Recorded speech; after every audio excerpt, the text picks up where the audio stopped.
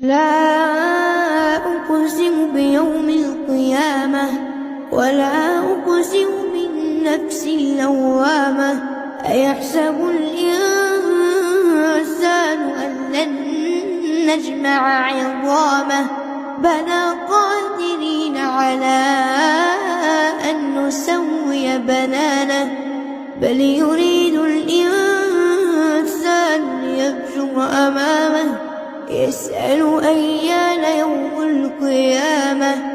فإذا برق البصر وخسف القمر وجمع الشمس والقمر يقول الإنسان يومئذ أين المفر كلا لا وزر إلى ربك يومئذ المستقر ينبأ الإنسان